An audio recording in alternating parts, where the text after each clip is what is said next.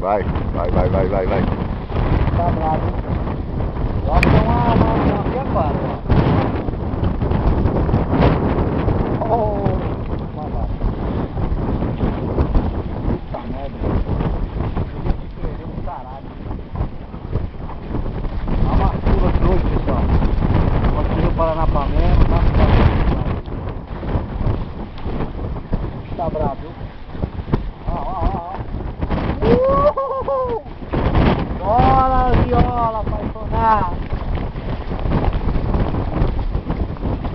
Tá bruto demais. Ó a piscina comendo.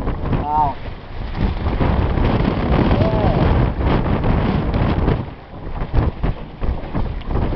Tá chamando uma piambara aqui.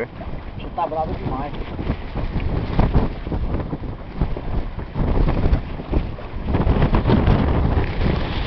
Brinca muito, brinca muito. Oh, chora viola.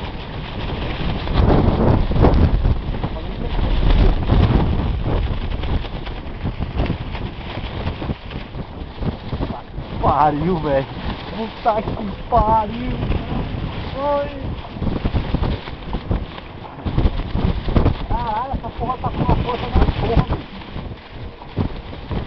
Desculpa aí, pessoal, aqui é emoção, a gente fala palavrão, mas normal. Ó. É um piauçu grande. É grande, o bicho é monstro. É uns 10 quilos, no mínimo.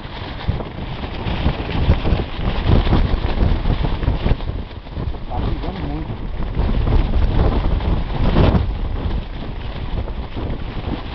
Tá pegando nada. Oh, lacreia! Olha da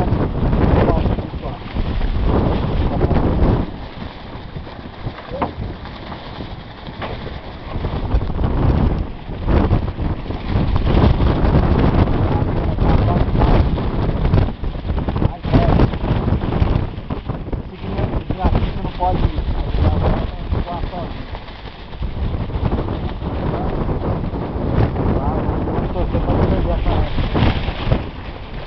É, tá ensacado. Ô, bichela, aí ó.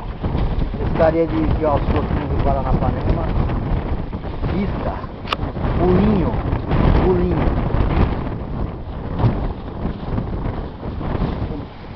Ó a vara do Danilo puxando. Filma aqui no chão.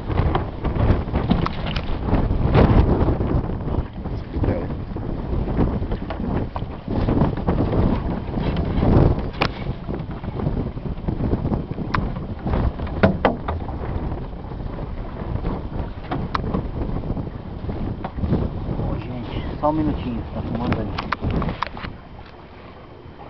Olha o bichão aí, ó. É grande, hein?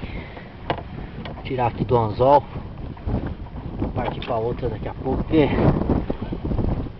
negócio tá muito bom aqui.